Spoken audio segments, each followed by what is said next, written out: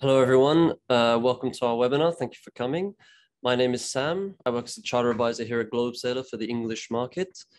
Today, we're going to tackle all the questions that you might have when you're looking to charter in Greece, going from everything from itineraries to type of boats, weather conditions, things like that. This should take about 1 hour. So I hope you all have a good time. Hope you will enjoy it, find it useful. And if you stay to the end, there might be a special surprise. I'm here with Lizanne. She's our expert on Greece. Lizanne, do you want to introduce yourself? Yes, of course. Hi, everyone. Thank you for joining us. I'm Lizanne. I work for the English market here at Globesailor. I'm the expert for Greece.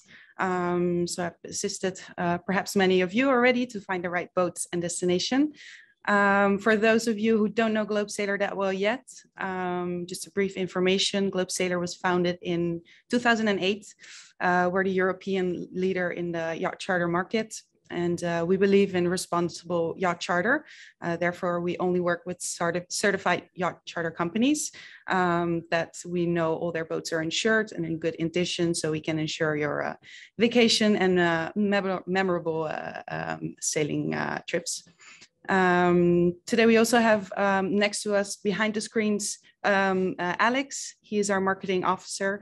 He will be there to answer any questions you may have. You can put them in the chat and he will be answering them. And then of course we have John here with us from Thrace Yachting. I'll give the word to you now. Hi guys, hi everyone. Nice to be here with you. Nice to have you here, John. Can you maybe tell us a bit more about yourself and about your company, your boats, so everyone knows?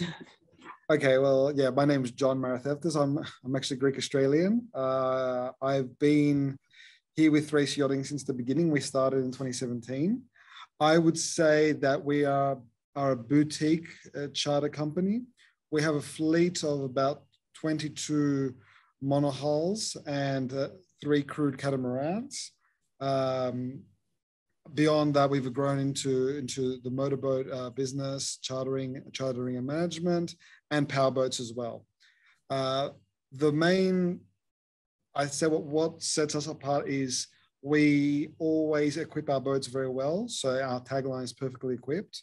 So whether that's how new the equipment is on board, the level of the equipment, we try to keep that standard very high. And we pay a lot of attention on our crewed boats. All our catamarans are crewed, all our motor yachts are crewed, all our powerboats are crewed, because we know the crew makes a huge difference to your experience. So really that's our focus as a charter company. Great, thank you, John. I mean, we've been working with you for many years already. We have great experiences and feedback from our clients. You're always helpful. So I hope that this webinar will be useful and we can work together. And perhaps everyone that's joining will enjoy their chartering in Greece with you too. So let's get started. Are you ready, John? Sure. Okay, excellent. So let's start with the beginning. Very important topic. When is the best time to go sailing in Greece? Okay, well, just to cover the ground quickly, the season starts in April and ends in the end of October, let's say, probably first week of November. The core season is May till late October. There is great sailing even in April and late October. The temperatures are a little bit more mild, maybe sometimes a little bit cooler, but for sailors, it's a perfect time of year. The prices are great. The sailing weather is great. I would say for the summer season starts in May. It's warming up. By late May, the waters are warming up as well. And by June, things are in full swing. I would break down, the one thing I would consider in terms of seasonality is there's the two sides of Greece. There's the Aegean and the Ionian. The Aegean in the peak of the summer in July and August tends to have stronger winds, some days quite strong. So for bareboat charters, I would recommend either for more experienced sailors or for crewed boats. The Ionian is probably a little bit more mild. It has more manageable winds at all times. I would say it's a little bit more family friendly in the middle of the summer. But bottom line, that's the rundown of how the season is. Okay, excellent. And so talking about the kind of more off seasons, so let's say April, May, September, October, what can people expect with regards to the weather, the rainfall, the sea temperatures? Because these are important things for most. Okay, so I wouldn't. You have to separate the beginning and the end of the season. They're not the same. So I would say April is for sailors, people who love sailing. Just want to get out onto the open sea, do some sailing, get around the islands. It's going to be uncrowded. The water will be crisp for sure. The weather can be in the mid-20s. It could be under 20. So it depends. Late April, early April is going to make a big difference. But it's for sailors, and the tourist season is not in full swing. If we go to the other extreme, and all this applies to both the Aegean and the Ionian. If we look at the late season, I would say from October onwards, the water is super warm. It's super warm. I would say the first half of October is reliably very warm to hot. Probably up until the 20th of October, it's quite reliable. After that, you might have a dip in temperature. It could be 20 degrees, it could be 25, it could even be higher. But the water is super warm. That doesn't change. Again, you're at the end of those tourist seasons, so things are much more quiet. You'll have a different experience. But for swimming and relaxing, it's perfect time of year. Great. Yeah. I would agree with that as well. I mean, these kind of shoulder seasons or off seasons, it's great for people who like to sail, for people that are not bounded to school vacations, let's say. They avoid the big crowds, and they benefit of better prices as well. So even though July and August are the periods that people usually want to go on vacation, I think it's important for them to know that September and October are excellent in Greece as well. You would agree. Absolutely. And I would say, definitely from May onwards, and May till the middle of June, which is early season for a lot of people, it's one of the best times of the year. And likewise, September. Okay. Yeah, absolutely. Okay, so then we discussed a little bit about when to go sailing, so the different seasons, different months. You already mentioned the two different sailing areas, the Ionian and the Aegean.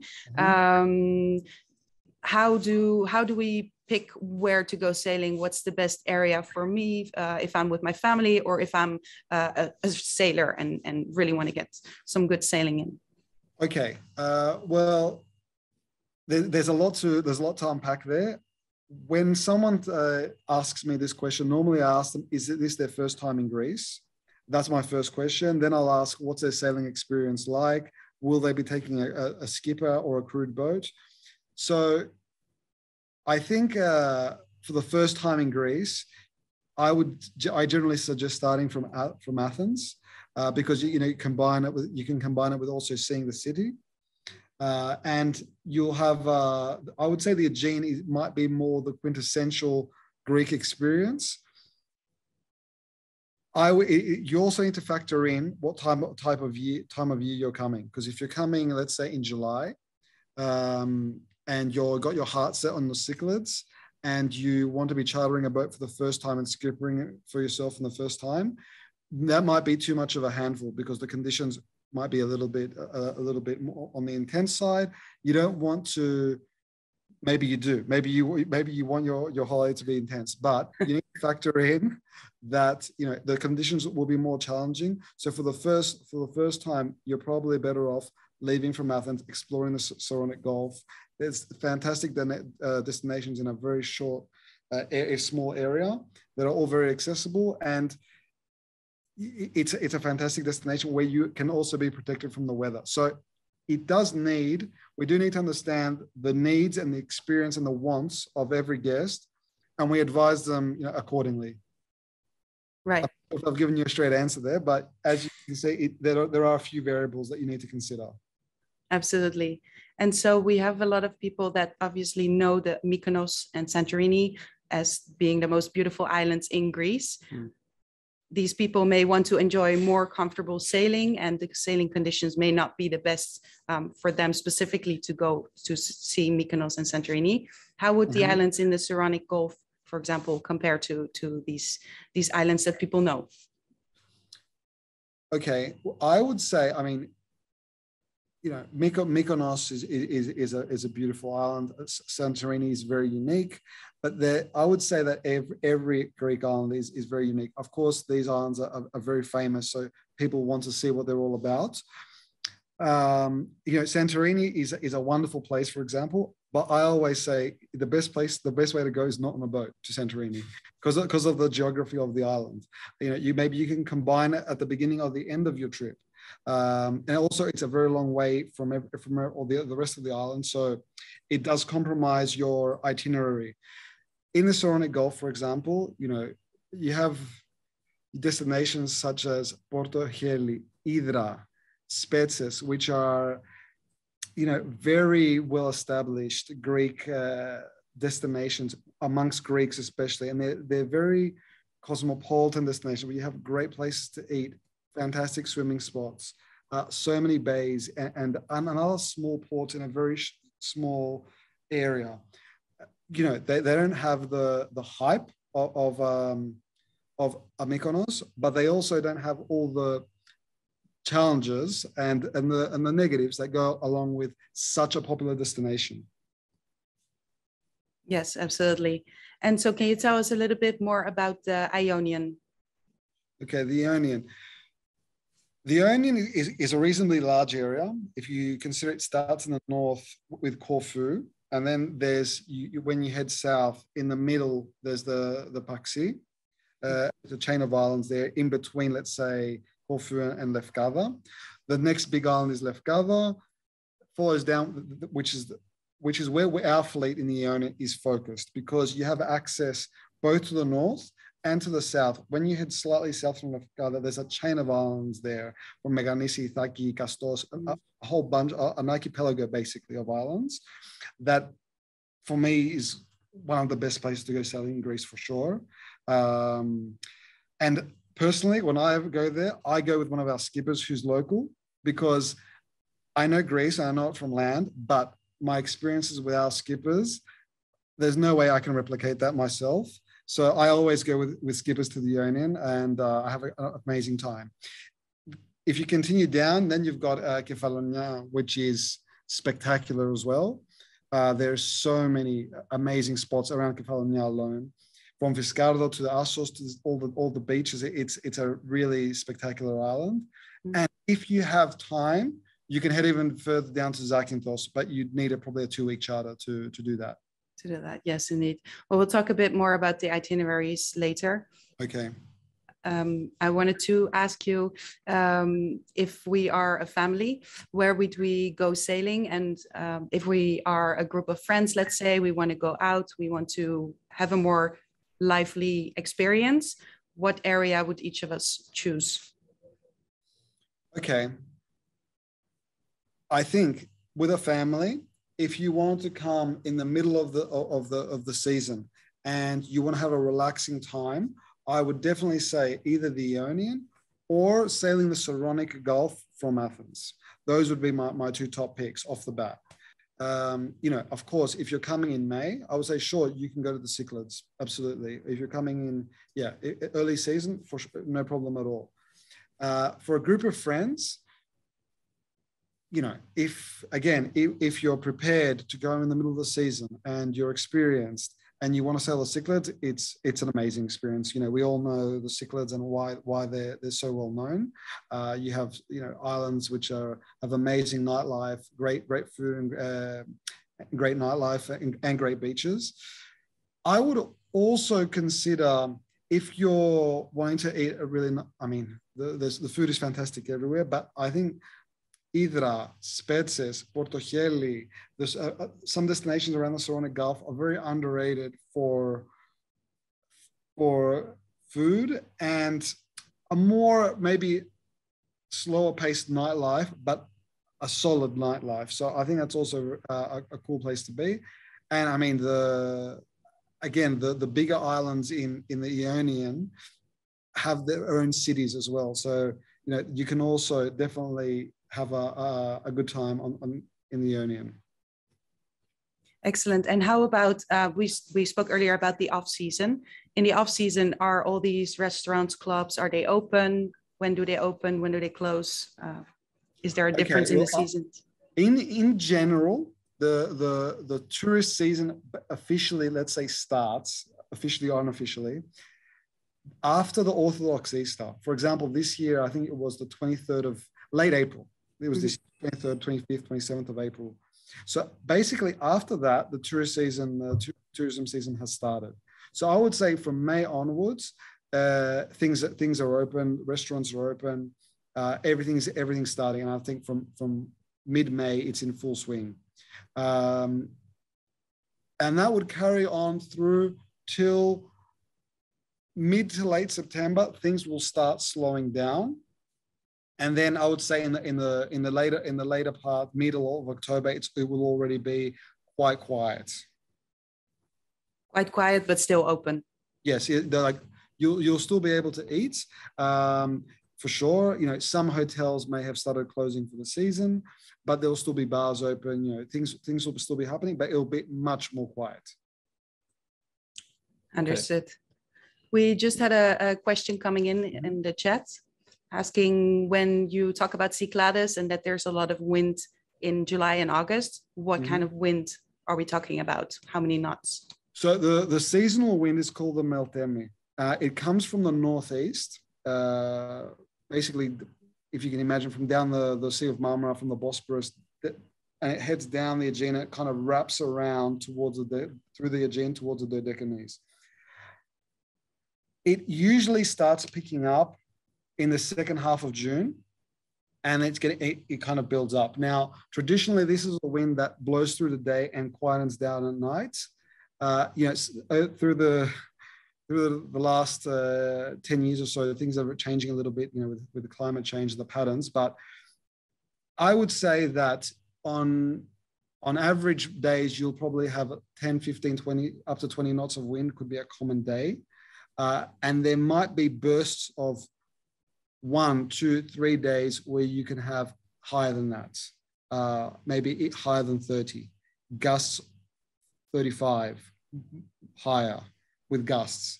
So you do have these little patches of a few days where the winds get strong. They might be quietening down in the afternoon, and they might picking up during the midday and quieting down in the afternoon, or you might have 2 days solid of wind. So that's more or less how I would explain it.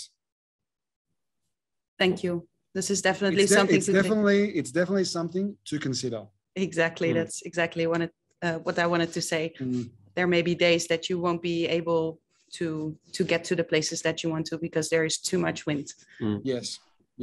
So, with sailing, and a sailing holiday, or actually not just sailing, even just being on the sea, the weather dictates a lot. So in this period, the weather is dictating more than usual. Of course. And this sort of ties into the next question that we were going to ask, which is about the right type of boat to choose.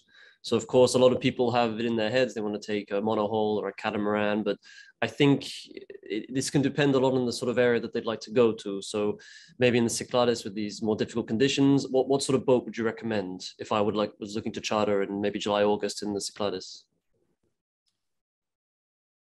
Yes, I mean, again, I would look back to the experience and what kind of experience you're after. Okay. It's guests who are, they're new to sailing holidays, but they like the idea of being on a boat. I'll say, okay, sure, take a catamaran, because catamarans are more spacious. It's more of a lounge environment, enjoying with friends. But,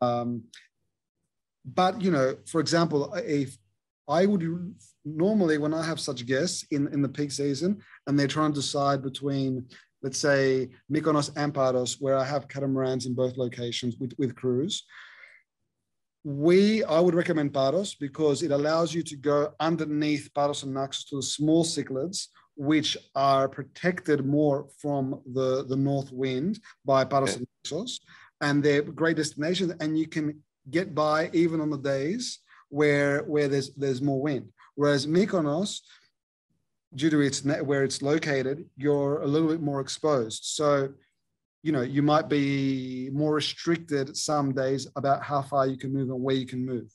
Otherwise, the monohull, the way I describe the difference between monohulls and catamarans, apart from the space and the size and the lounging areas that you have on the catamaran, is from the second you step on a monohull, with a skipper or without, it's an activity.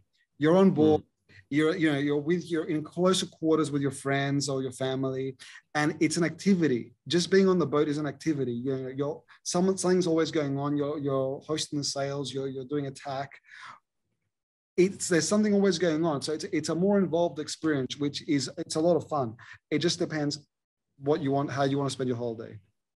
Precisely. I think that's a really good comment. I think, of course, like you say, the difference in space is substantial between a monohull and a catamaran, but a catamaran, it's much more of a leisure holiday than a monohull. Exactly. And so in terms of maybe crewed, you've spoken about skippers there, crewed / skippered vessels versus bareboat. Like, I know there's a lot of people, we get requests, people who want to take bareboats out in Greece, maybe in the Cyclades or in the Ionian. What do you recommend in general, even for people who have experience, who are ready to go sailing on their own? What's your what do you recommend? I always like to have, when I go sailing, I always like to have a very experienced skipper skippering the boat. And I do for a number of reasons. Firstly, because I want to be able to fully relax and not be responsible for the boat. And there is no, I'm very familiar with certain areas, especially in the Aegean, but I'm not as familiar as the skippers who are doing this for 15, 20 weeks a year, or they're locals from the area. You just can't beat that knowledge. And it's not just about where to go swimming. It's about where to go when the weather is so-and-so, where to eat. Oh, this bar, on Thursday nights, it's amazing because they bring this band down. You can't buy it. Well, you can. You can. That's why we take skippers. So I wholeheartedly recommend skippers. If you want to have your own adventure, I fully understand that, and there's no replicating that, and you want to find your own way and have your own experience, great. But if you're considering it, absolutely take a skipper. Absolutely. What I would add to that is, I know a lot of people are rightly hesitant about putting a stranger on their boat during a holiday. I completely understand this. We completely understand this. It makes or breaks your holiday. For us, that's why we have on all our larger boats that we consider crewed, all our catamarans, our motor yachts, and our power boats, we have permanent crews. We don't work with freelancers because they're hand-picked people that we trust and we know you will have a good time with. For the bareboats, we have a pool of people that we work with, that we rotate around the boats. Again, we don't work with people we don't know for that very reason. The boat is secondary to the skipper or to the crew in general. The crew has to be adding to your holiday, and we know this. That's why, that's all I would say is we've picked them very carefully for this reason. Of course. Yeah, I think to your point about the skipper being as well kind of a tour guide almost, I think that's a really important aspect of taking a skipper on the vessel, is to have a local who knows where to go, what to do, the best things. Because as you say, if you don't know the area, you might not necessarily have this knowledge. I had another question, or a lot of my clients ask me about things like AC in Greece. They have this idea that it's absolutely necessary to have AC. Would you agree with this? Maybe this would change for different areas, but what's your take? Not just AC, but other kind of optional extras. Okay, well, I'll start with the AC. I mean, firstly, to have AC, it means the boat has a generator. So that's the AC and generator always go together. The generator also means you have 230 volts without worrying about the batteries, to be honest, of the boat. So it has other benefits. AC itself, I would say that it's not necessary until, in terms of the heat, until I would say June. Like April, May, you definitely don't need AC. I would say probably the same from, September can be quite hot, so it depends. In the Aegean, even in the middle of the season, because of the wind and because you very rarely have still days, at night you don't really, it depends on your tolerances, it depends on your preferences.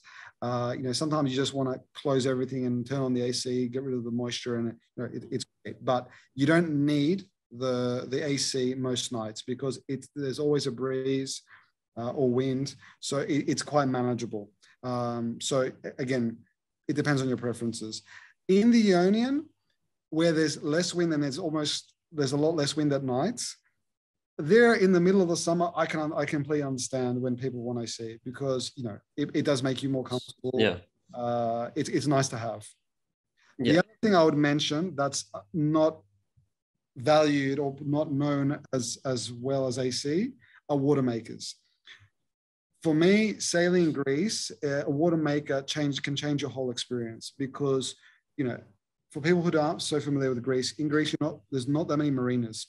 The islands have small ports. They're not organized. You show up and you try to find a berth.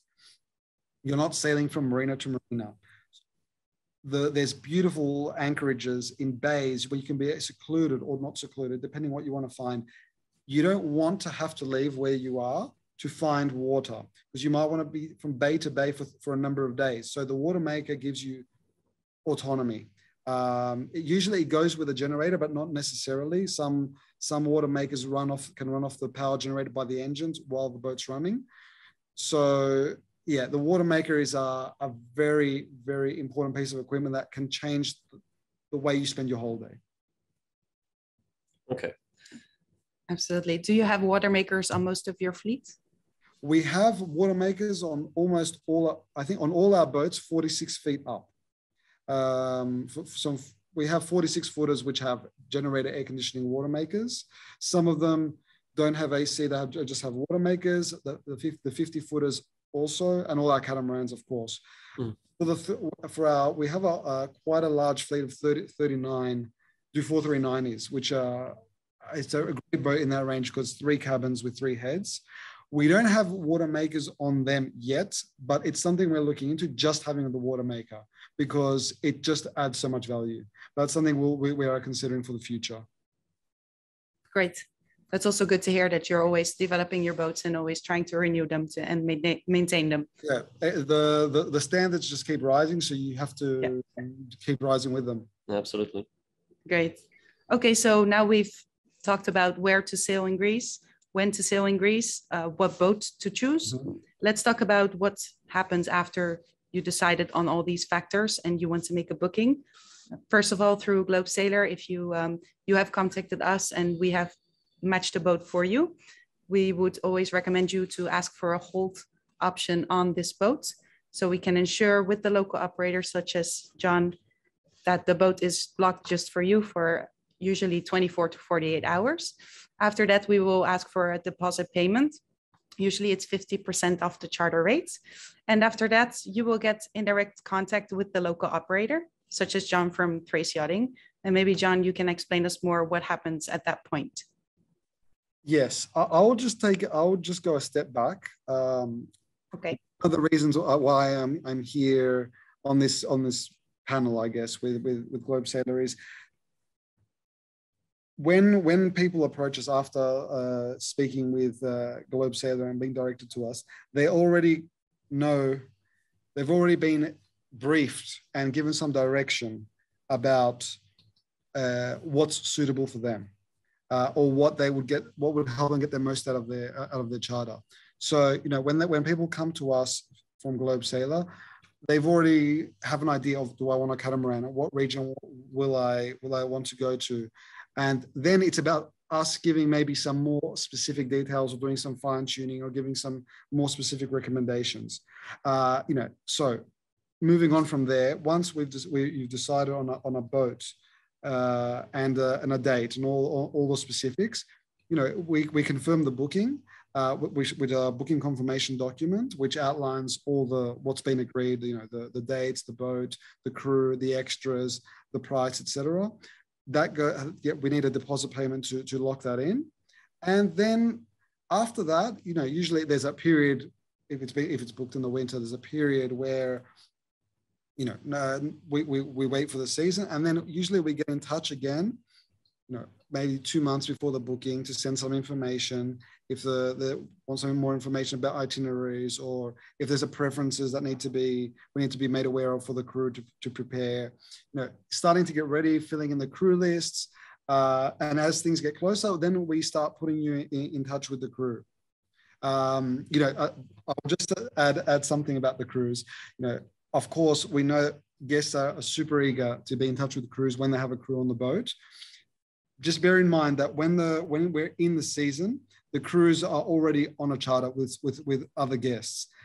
They'll do their best to get back to you, but of course, the same way you would want when you're on the boat with them, of course, they need to be paying they're giving their energy to you.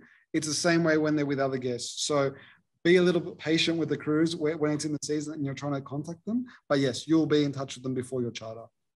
Exactly. That's great. I know a lot of clients indeed would like to get in contact with the skipper, with the hostess beforehand to talk about the itinerary and the options.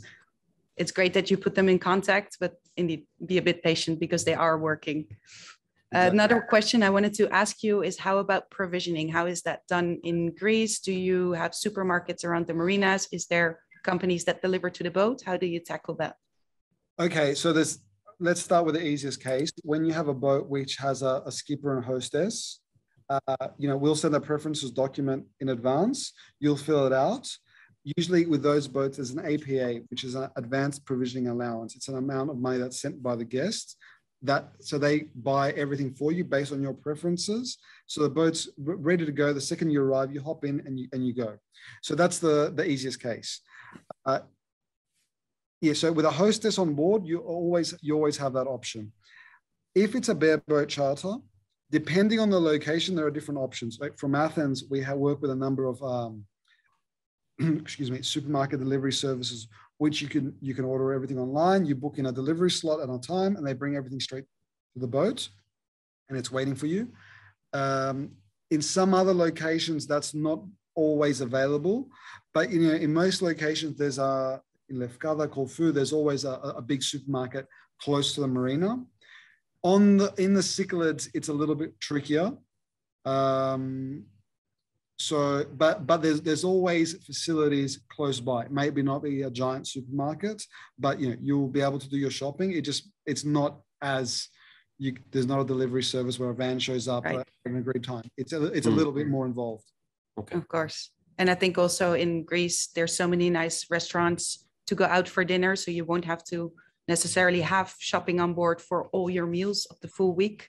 I would say don't plan like have a plan of like what you're eating roughly, have a meal plan kind of thing. But I would say you don't need food for more than 3 days maximum. And I would say 3 is on the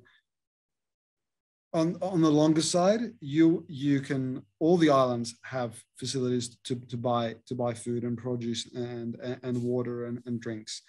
So yeah, don't feel like you need to load up on the first day for the whole trip. Absolutely not. And yes, there are so many places to eat, and eating in Greece is, apart from the standard is high, the value for money is actually very, very good. So the prices are well. So don't come with the idea of I need to go shopping for the whole week from the first day. Definitely not. Okay, understood. Okay, so let's imagine now I booked the boat, I have everything sorted. I'm there, I'm arriving at the base. What should I expect? Do you have any tips, any sort of things that I should bear in mind as I'm arriving to pick up the boat? Like what would be your, as someone who has a lot of experience with this, I assume, what would you recommend? Firstly, that you'll have been given a boarding time for your charter.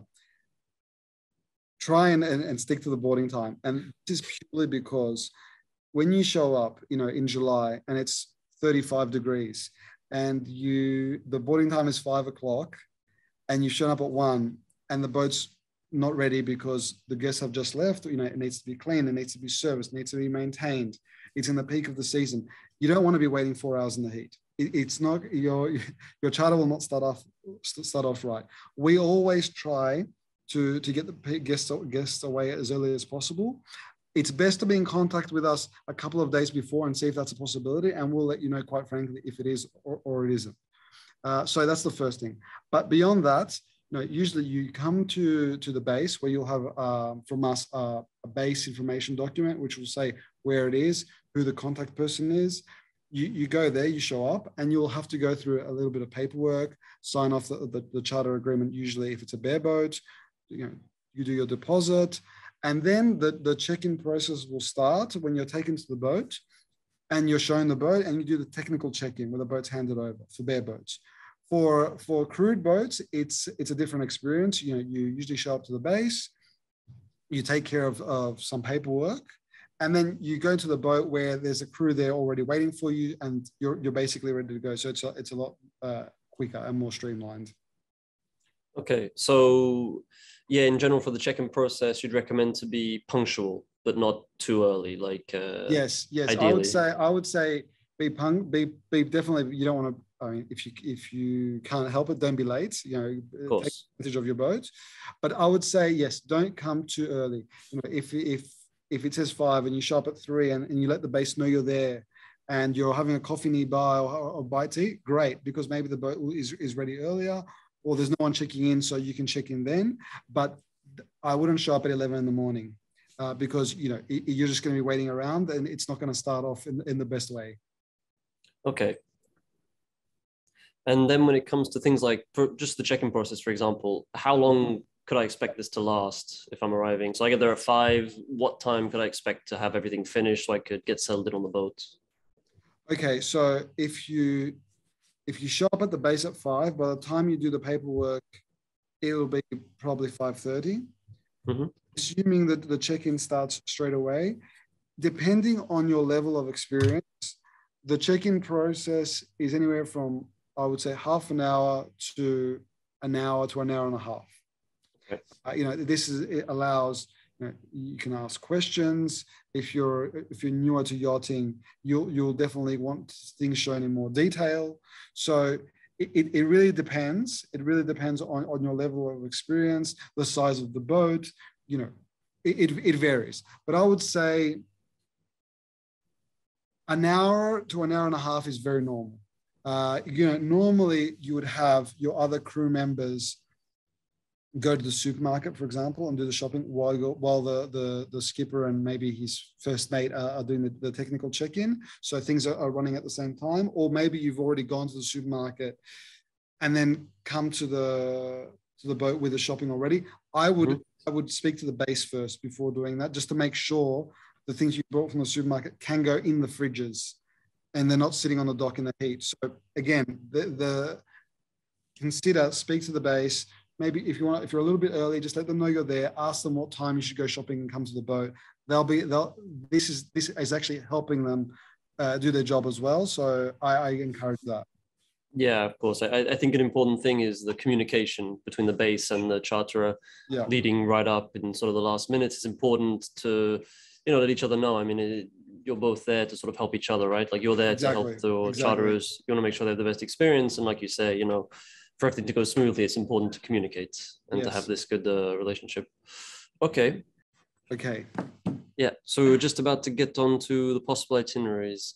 So yeah, what would you recommend? So let's say I'm a sailor, I'm going to Greece, maybe I have a bit of experience and I want to do something out of Athens, because that's probably one of the most popular destinations. So what sort of possible itineraries could we have from Athens?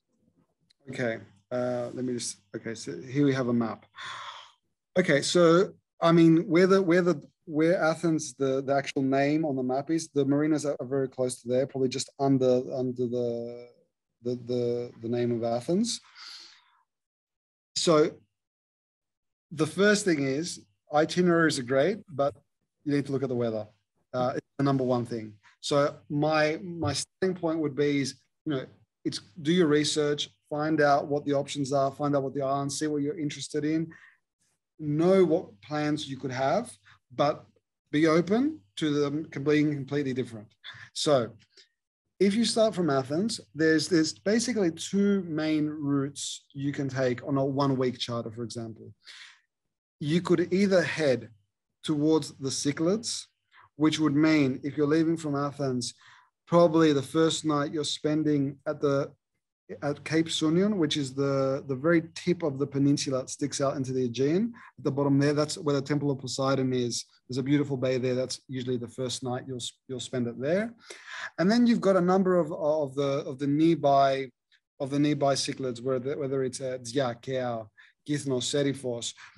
Those are probably, those first 3, maybe 4 islands are the ones that are realistic in a 1 week charter in good weather. And I emphasize this. What is good weather?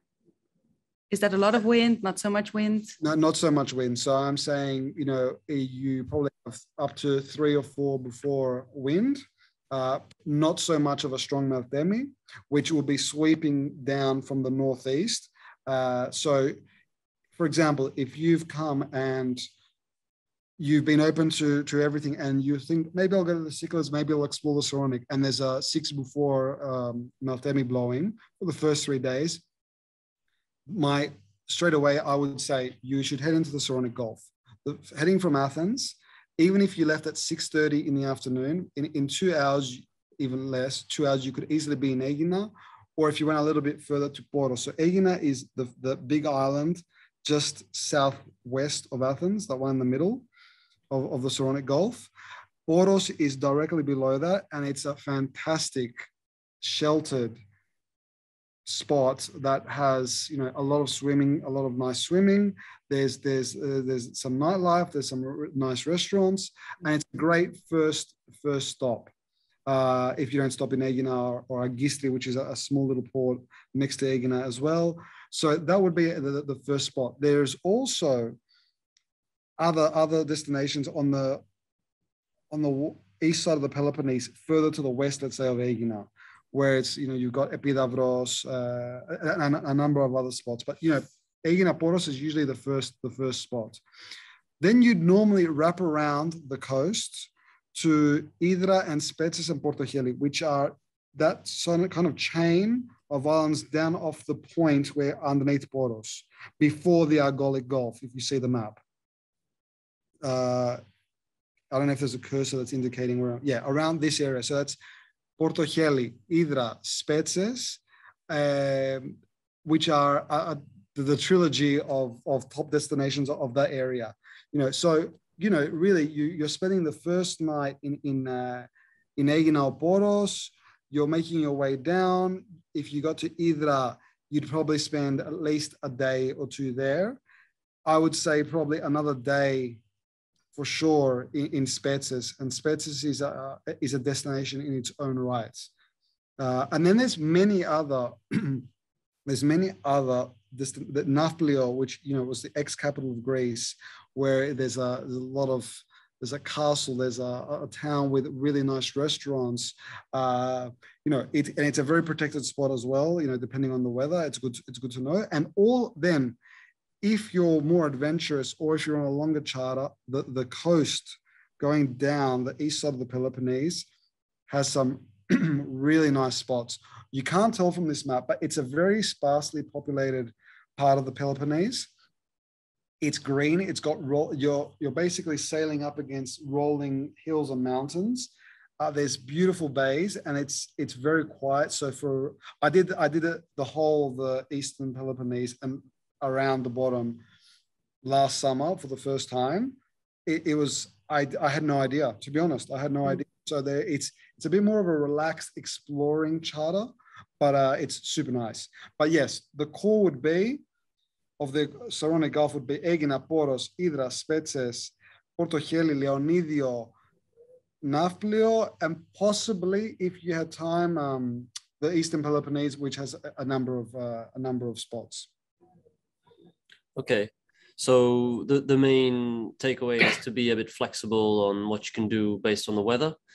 I think that's a pretty important thing. As we always try to tell people who charter with us that weather permitting, this would be a great itinerary, but of course you have to make sure that everything is going to work. Like you say, if there's too much wind or if the weather's not right, you might have to just change everything last minute. Yeah, and I would say that the Saronic Gulf, and that's Argo-Saronic, so that whole region, including the east of the Peloponnese, is probably the most reliable sailing area in Greece, because basically no matter the broader conditions, it's manageable. It's manageable, and there's plenty of places to go in a short distance. That's great to know. And it's also really an advantage of starting in Athens, because if the winds are too strong, you cannot make it to the Cyclades. You always have plan B and go into the Saronic. So let's say all the conditions are lining up and everything's going well and I can make it to the Cyclades. What would you recommend? Because again, this is a very popular destination. A lot of people want to visit the Cyclades. So what would you say is possible in 1 week from Athens? I would say from Athens, you're looking at, like I said, leaving from Athens the first afternoon, you go to the Cape Sunion, which is at the bottom of the peninsula of underneath Athens. And the next day you're heading into the Cyclades. Now, let's say we're talking about a charter in May.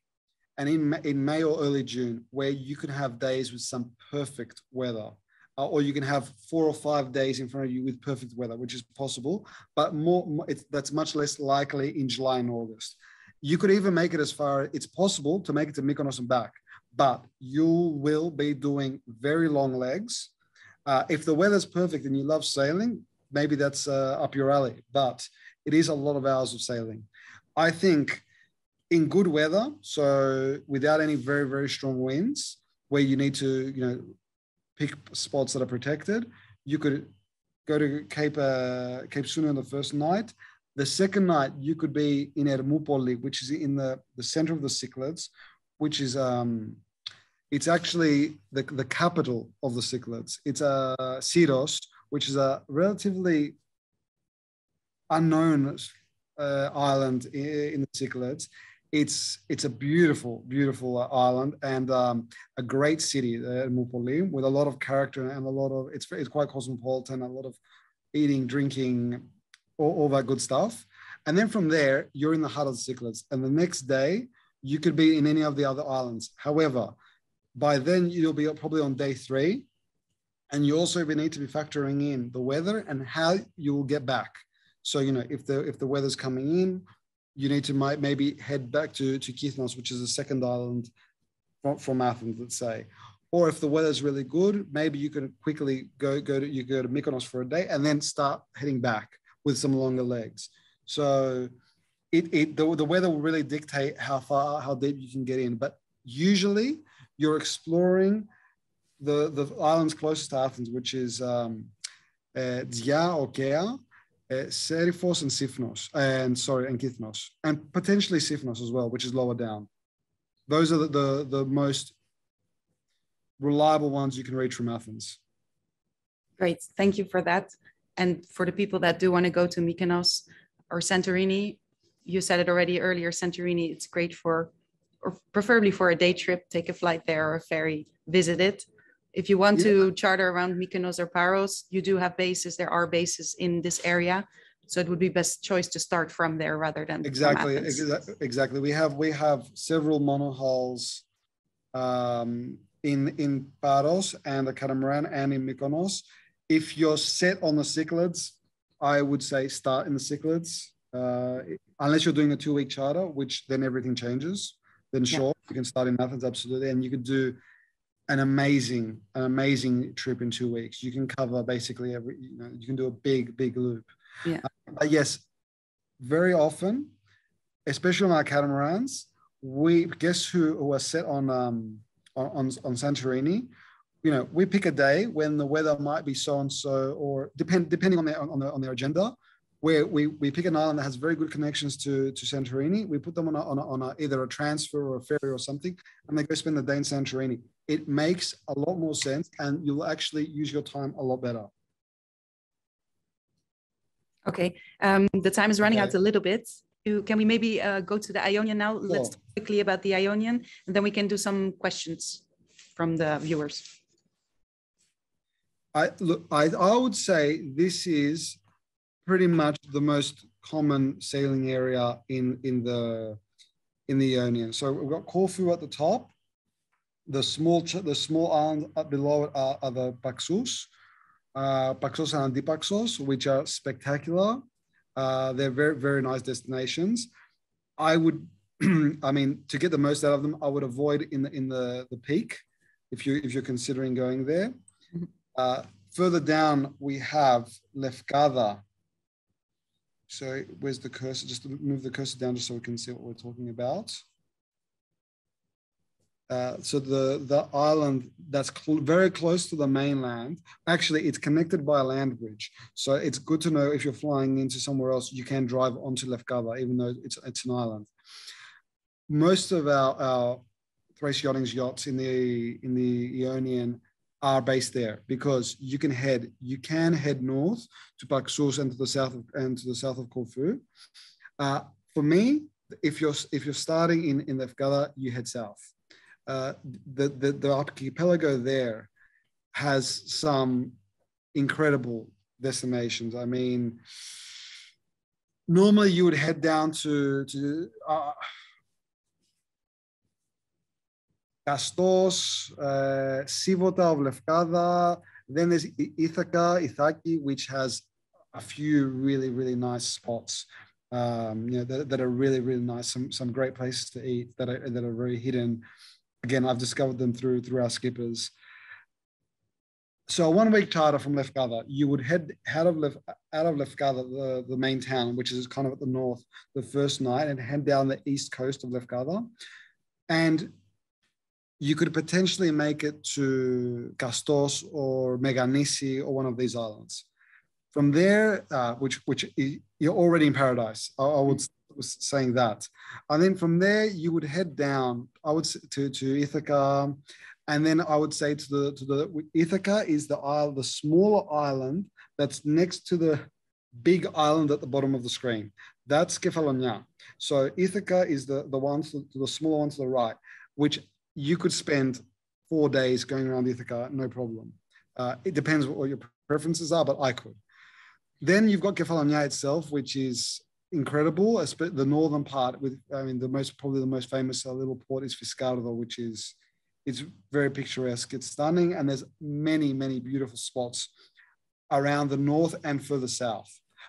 So that's easily a week, and we haven't even talked about the southern and western parts of the southwest part of Lefkada itself, which is home to some of the best beaches in Greece, for sure. Vasiliki, Porto Katsiki, really, really incredible spots. So, I mean, that area is a very, very good charter ground. Great, thank you. So it's good. You can charter there once, twice, 3 times, and have something new to see. I would go back and do the exact same thing I did last time, more or less, because you have to consider that there's so many of these little islands, and the waters and the beaches are so good that even one little island has 5 little different spots, and you feel like you're in a completely different place. It's not like you tick the island off and you're done with it. It's not that kind of thing. And I would avoid the mentality of trying to tick things off lists. I think chartering without that kind of mindset works better. But everyone has their own dream in their mind, and of course you have to go along with that.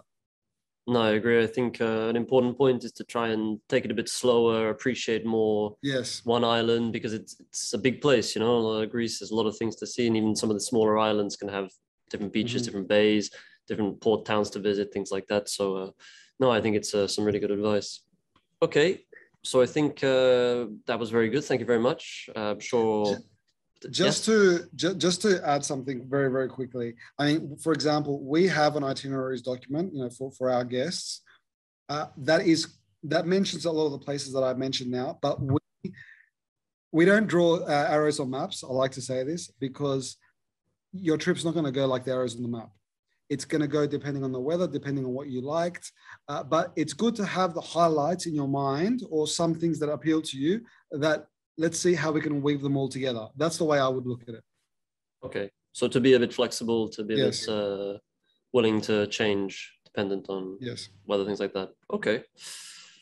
So now I think we'll get on some questions. I think people have been asking questions in the chat. One interesting one that I saw and I get asked a lot actually is about, and I think you touched on this briefly, about things like mooring and anchorages. So I know in somewhere like Croatia, there's a lot of marinas and marinas and docks where people can go, but in Greece it's a bit different. So can you just explain a little bit how it works in Greece for someone who doesn't know? Okay, so starting from Athens or Lefkada or Corfu, you will be starting off in a marina or a larger marina-esque port. But from there on, you basically won't see another marina. Almost all the islands have traditional fishing ports. The bigger ones will also have like a more commercial port for like the ferries. Don't imagine any huge container ships and things like that. Like the ferries, the more commercial, larger commercial ships will be using, and maybe a secondary port or marina. Okay, like Paros has many different places, for example, where smaller ports around, but they're ports, they're smaller ports. So you're literally showing up and trying to find a berth. This is another thing where the skipper really helps, because it's completely informal. There still isn't a system. It's being implemented, but I wouldn't say that it really exists properly to reserve berths in these public ports. So the skippers, for example, have their local contacts, their local guy who saves the spot. Or I know George, who has this big fishing boat, and we can tie off the side of him. Especially in the peak season, where finding the berths is not so easy.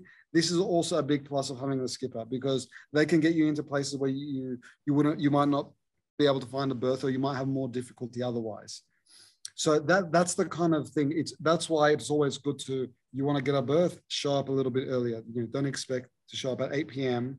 and definitely be able to find the place. So you need to bear these things in mind. It's not a marina with parking spots lined up waiting for you. So you need to always have a plan B and bear that in mind.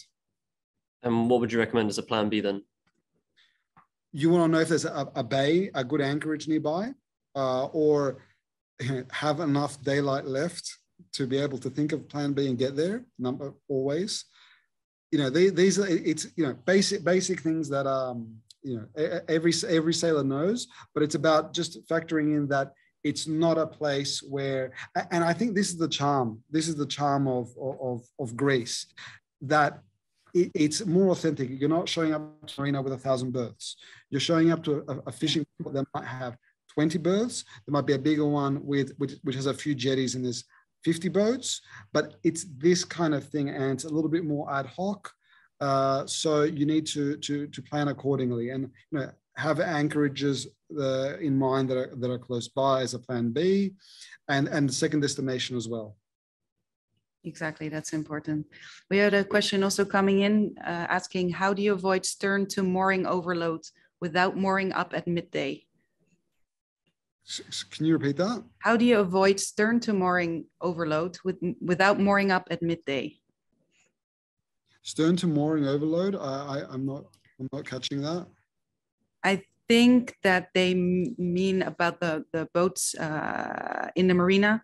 Yes. How to avoid some marinas in Greece can get very packed, where yes, you have next to each other. Yes. Rings. Okay. Yeah. I don't think there's a way to really avoid that in the high season. Let me give you the number one destination where I think this happens is, for example, Hydra can happen. Yes. It's a very small port, fishing port, and it's with good reason. It's extremely popular. It's an amazing island. It's the one with no cars. You walk around. It's rustic. It's amazing. But in the peak season, it gets incredibly full. I would say either one other thing to understand is that, let's say on a Saturday in the season or any time on Saturday afternoon, all the charter boats are going out. They're all leaving Athens, and they're probably going to head in two main directions, the ones I discussed earlier. So you might want to consider, if either is a priority for you, make a really long first leg, or first and second leg. Try to get to either as fast as possible if that's important to you, and then take your time on the way back. That way you're out of sync with the group of boats that have left at the same time. So you'll get there before the main group, let's say, that are slowly making their way there. The other thing is look at secondary, like the bay that's right next to the port. You know, anchor up. You know, there are probably going to be a few spots for you to do land, to run some lines to the land, do a secure mooring, and you can go ashore with your tender. This is also a very good option. Yeah, it's always really nice to be moored in the port, but it's not always possible. So you have that in your mind that there's other ways of doing it. Okay. Thanks for that response. Another question I get often, and a question someone has asked in chat, is about early check-ins in Greece. Do you do this? Because a lot of people want to get out there as soon as possible. Obviously, the 5 o'clock check-in, it can be a bit late. Some people want to get out and sail as soon as possible. Like, is this a thing? Could you do this, or would you recommend it? No, I will. Let me run you through this quickly. Bear in mind that, you know, when when we give a check-in time of 5 o'clock, it's because the same way you will leave the boat, any guest will leave the boat at 9 a.m. on Saturday morning, the previous guest has left 9 o'clock in the morning. So for the boat to be emptied, to be cleaned, for the linen to be changed, for the maintenance to be done. Don't forget, these boats are working week in, week out for 20 weeks, you know, a year. So you know, they need to be maintained. They need to be checked. I can guarantee you when a boat leaves after 4 at 1 o'clock, it's impossible for the checks to be as thorough and this, everything to be done as well as it would if it was 5 o'clock. You know, what we do, we generally go shy away from doing early check-ins. What we do is if the boat, especially in the early season, it didn't have a charter the previous week, or the guest happened to leave the day before and the boat's ready, sure, we're happy to have you aboard earlier. It spreads out, you know, it spreads out our workload as well. But I don't like committing to something that we can't deliver either reliably or well.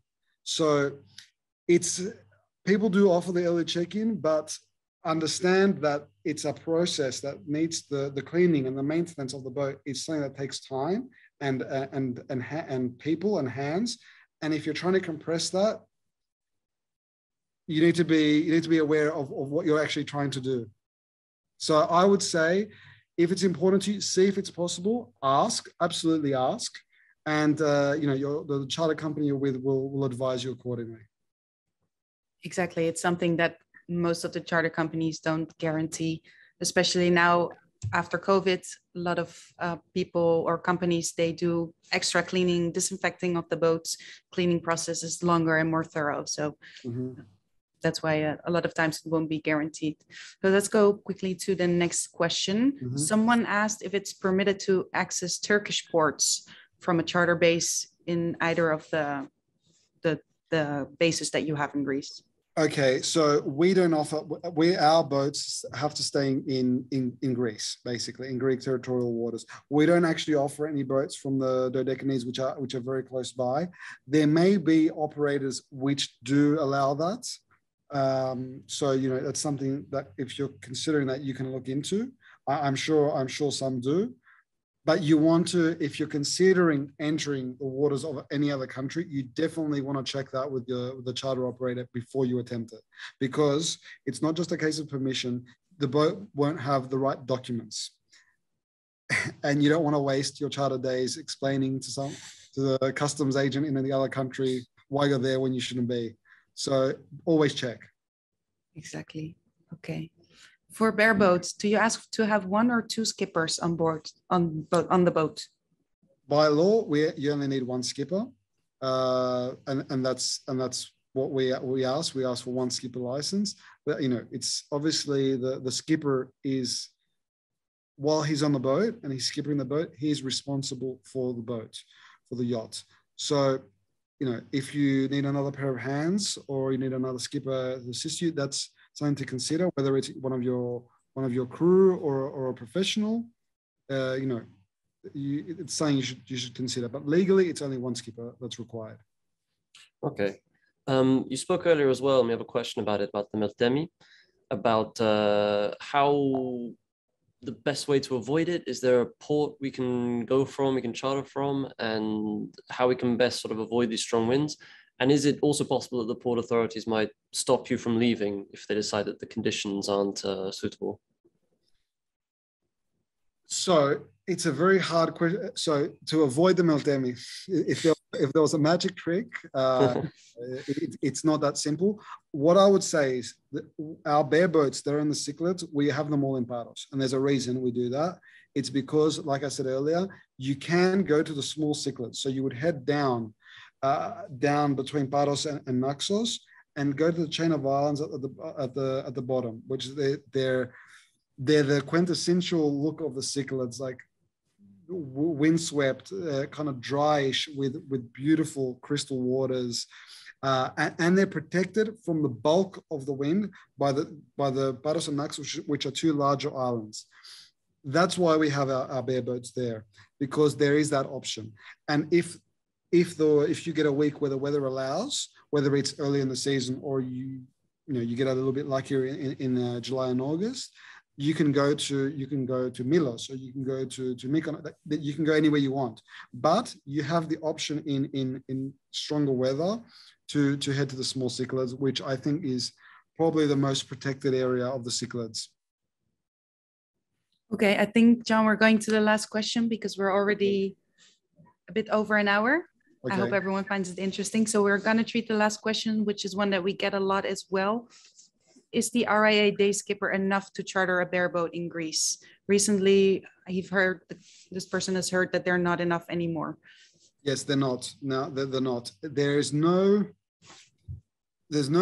sorry, this goes back to this also relates to the last part of the previous question about the not allowing you to leave. Technically, sailboats are allowed to leave port in any wind condition if they're in a proper sailboat. However, with commercial boats, it's not that simple. If it's force 6 plus, the port authority has the discretion to tell you not to leave, and so does the charter company, to be honest. But force 6, 7, it's not a joke. When anyone is telling you don't go out, there's a very good reason. Now, the regulations regarding the skipper licenses haven't been formalized yet, but because of the amount of charter boats and of course the incidents that have happened in the last few years, they've become a bit more strict on licenses. In general, day skipper is not acceptable anymore. There's usually a way to sign a waiver if in case you haven't managed to go to the higher qualification. But I would strongly recommend that you, if at all possible, you get the higher qualification. Okay, thank you very much for that information. I would just add, send us your license ahead of time, because that way we can advise you, we can find solutions, we can help you. Because when we get, it does happen sometimes when we've been asking for the documents prior to the charter and we get a license that is not accepted the day before. It's not nice for anyone. But we don't want to give a guest bad news. We don't want to tell a guest you have to have a skipper. We don't want, and there's no time to solve the problem. So this is another reason why, if you have a question, if you're unsure, ask us ahead of time. Exactly. That's what we also recommend our clients very often, to send us a copy of their license so we can check it, have it run by you through the port authorities, just to make sure that before we're going to confirm anything, we know that you're actually going to be able to take out the boat for your charter and have a worry-free vacation. Yeah. Okay. Well, thank you everyone for coming. I really appreciate, we really appreciate your participation. Thank you for your questions. We hope you found this useful, and we promised a little surprise at the end. So I'd like to announce that we're giving us 10% special discounts from Globe Sailor with Thrace Yachting on all of their boats. This will be for all 2023 monohull bookings and also for all bookings in 2020. So that's catamarans and monohulls. These will be time limited. So of course you need to act quickly if you want to secure this nice discount. And of course, Globe Sailor, if you're chartering bareboat, you will get a free year of Savvy Navi and Navily with us. Thanks for the special partnership we have. So yes, when you make your request with Globe Sailor, please don't forget to mention that you're here in the webinar and that you have this off with Thrace Yachting. We'll send you the best selection of their boats, the best work for your parameters and for your dates. And you're going to have a great time in Greece. So thank you everyone for coming. Thank you, John. Of course, you've been very, very helpful, I'm sure. Thanks for having me. And yeah, thank you to everyone who's spent an hour listening to us.